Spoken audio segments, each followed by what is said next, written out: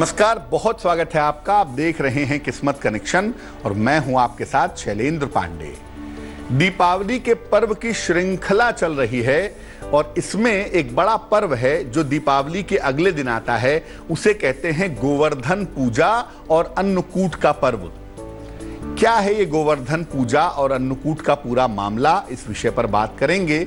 बात आपके राशियों की करेंगे और आपके सवाल का जवाब भी देंगे। तो चलिए कार्यक्रम की शुरुआत करते हैं और सबसे पहले जानते हैं गुड लक। अन्नकूट के दिन यानी दीपावली के अगले दिन जो अन्नकूट का पर्व मनाया जाता है, उसमें घर में अलग अलग पकवान बनाइए। इसमें प्याज लहसुन का प्रयोग मत करिए। भोजन बना करके पहले भगवान कृष्ण को भोग लगाइए। इसे प्रसाद के रूप में ग्रहण करिए। घर में बहुत समृद्धि आएगी, घर में बहुत संपन्नता आएगी। सबसे पहले जानते हैं कि अन्नकूट क्या है और गोवर्धन पूजा का महत्व क्या है। देखिए, दीपावली के दूसरे दिन अन्नकूट और गोवर्धन की पूजा की जाती है। मूलतः ये प्रकृति की पूजा है जिसका आरंभ भगवान कृष्ण ने किया था। इस दिन प्रकृति के आधार के रूप में गोवर्धन पर्वत की पूजा की जाती है और समाज के आधार के रूप में गाय की पूजा की जाती है। ये पूजा व्रज से आरंभ हुई थी और धीरे धीरे पूरे भारत में प्रचलित हो रही है। इस बार अन्नकूट और गोवर्धन पूजा का पर्व 15 नवंबर को है, जिस दिन इसका पालन करना चाहिए। चर्चा को आगे बढ़ाएंगे, लेकिन उसके पहले मेष, वृष और मिथुन राशि का राशिफल।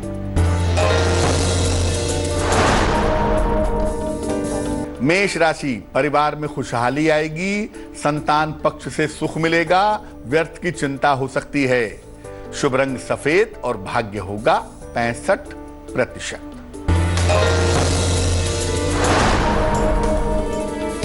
वृष राशि, दौड़ भाग बढ़ेगी, कारोबार में फायदा होगा, धन खर्च पर ध्यान दें। शुभ रंग धानी और भाग्य होगा 70%।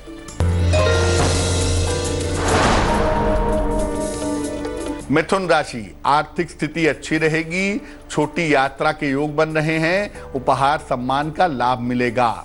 शुभ रंग क्रीम और भाग्य होगा 65%। अब ये जानते हैं कि अन्नकूट की पूजा किस तरीके से की जाती है। वेदों में अन्नकूट वाले दिन वरुण देव, इंद्रदेव और अग्निदेव की पूजा की जाती है। साथ ही साथ गायों का श्रृंगार करके उनकी आरती की जाती है और उन्हें फल और मिठाइयां खिलाई जाती हैं। गाय के गोबर से गोवर्धन पर्वत की आकृति बनाई जाती है।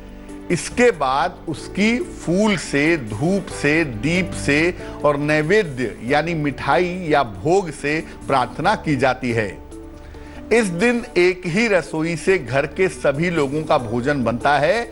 भोजन में विविध प्रकार के पकवान बनवाए जाते हैं। चर्चा को आगे बढ़ाएंगे, लेकिन इसके पहले कर्क, सिंह और कन्या राशि का राशिफल।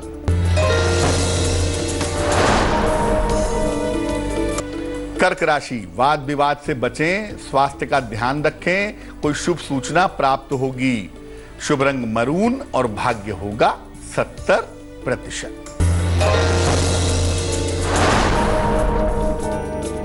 सिंह राशि, नौकरी लगने का योग बन रहा है, मान सम्मान की प्राप्ति होगी, स्वास्थ्य का ध्यान रखें। शुभ रंग लाल और भाग्य होगा 65%।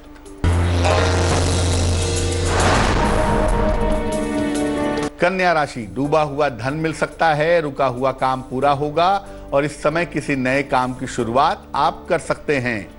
शुभ रंग बैंगनी और भाग्य होगा 75%। चर्चा को आगे बढ़ाएंगे, लेकिन इसके पहले आपका सवाल जान लेते हैं। राजा राम जी ने हमें सवाल लिखा है, चेंबूर मुंबई से लिखते हैं। जन्म की तारीख है 11 जनवरी 1969, 1969। जन्म का समय है शाम को 7:27 और जन्म का स्थान है चेंबूर मुंबई। ये पूछ रहे हैं कि जीवन में किसी का कोई सहयोग नहीं है, 2 बार व्यवसाय करने का प्रयास किए, उसमें भी असफल हो गए, नौकरी में भी कोई स्थिरता नहीं आती है, तो भविष्य कैसा रहेगा, जिंदगी कैसे चलेगी। राजा राम जी, कुंडली आपकी कर्क लग्न की है और राशि आपकी बनती है कुंडली में कन्या। बृहस्पति की स्थिति ठीक नहीं है और बृहस्पति आपके कुंडली के भाग्य का मालिक है। तो अगर आपका जुपिटर यानी बृहस्पति बेहतर नहीं है तो जीवन में सफलता कैसे मिलेगी आपको? आप बृहस्पति वाले पक्ष को अच्छा करें। नित्य प्रातः हल्दी मिलाकर के सूर्य भगवान को जल चढ़ाएं। रोज सवेरे एक बार विष्णु सहस्त्र नाम का पाठ करें और एक पीला पुखराज वजन में 4-5 रत्ती सोने या पीतल की अंगूठी में दाहिने हाथ की तर्जनी उंगली में बृहस्पतिवार को प्रातः धारण करें तो आपके लिए बेहतर होगा। अब ये जानते हैं कि गोवर्धन पूजा की कैसे जाएगी। प्रातः काल शरीर पर तेल मल करके अच्छी तरह से नहाइए।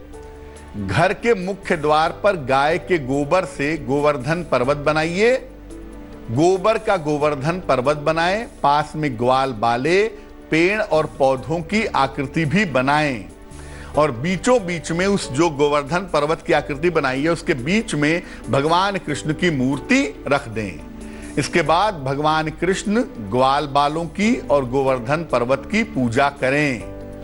पकवान और पंचामृत का भोग लगाएं और गोवर्धन पूजा की कथा सुनें। इसके बाद प्रसाद बांटें और जब पूजा संपन्न हो जाए तो सबके साथ मिलकर के भोजन ग्रहण करें। तुला, वृश्चिक और धनु राशि वालों का वक्त कैसा है, आइए जानते हैं। तुला राशि, आर्थिक स्थिति में सुधार होगा। करियर की समस्याएं हल होंगी। वाणी पर नियंत्रण बनाए रखें। शुभ रंग सुनहरा और भाग्य होगा 85%।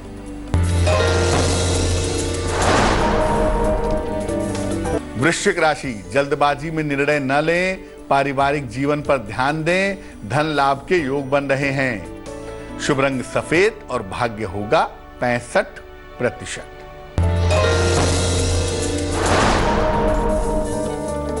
धनु राशि, रोजगार की समस्या हल होगी।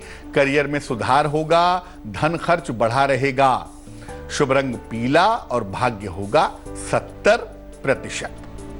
अब गोवर्धन पर्वत की पूजा तो हो गई, लेकिन इस दिन गाय की पूजा भी की जाती है। गाय की पूजा कैसे की जाएगी और उससे कैसे फायदा होगा ये भी जान लेते हैं। गाय को स्नान कराइए, इसके बाद उसका तिलक करिए, उसे फल और हरा चारा खिलाइए। इसके बाद गाय की 7 बार परिक्रमा कीजिए और गाय के खुर के पास, पैरों के पास की जो मिट्टी है उसे ले आइए। इसे कांच की शीशी में अपने पास सुरक्षित रख लीजिए। किसी भी जगह पर अगर इस मिट्टी का तिलक अपने माथे पर या अपने कंठ पर लगाकर जाएंगे तो आपको सफलता जरूर मिलेगी। मकर, कुंभ और मीन राशि वालों का वक्त कैसा है, आइए जानते हैं। मकर राशि, मानसिक चिंताएं दूर होंगी। वैवाहिक संबंध मधुर होंगे। रुका हुआ धन प्राप्त होगा। शुभ रंग लाल और भाग्य होगा 80%। कुंभ राशि, आर्थिक पक्ष मजबूत होगा। प्रिय व्यक्ति से मुलाकात होगी। नया काम शुरू हो सकता है।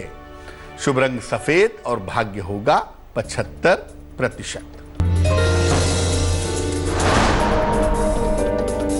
मीन राशि, वाणी पर नियंत्रण बनाए रखें। स्वास्थ्य का ध्यान रखें। किसी महिला की सहायता से लाभ होगा। शुभ रंग गुलाबी और भाग्य होगा 65%। तो आज हमने बात की गोवर्धन पूजा की और अन्नकूट की। अब जान लेते हैं क्या है आज की सलाह। अगर आप चाहते हैं कि आपको जल्दी नौकरी मिल जाए, नौकरी के लिए प्रयास कर रहे हैं, नौकरी नहीं मिल पा रही है, तो क्या करेंगे?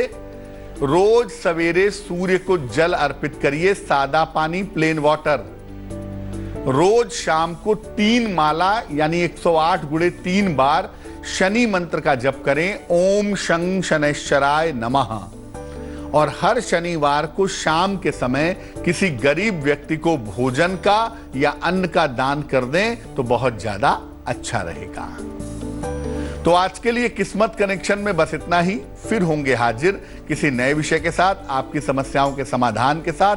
तब तक के लिए मुझे दीजिए इजाजत और आगे जरूर देखिए रिश्तों की कहानी संजय सिन्हा के साथ। नमस्कार।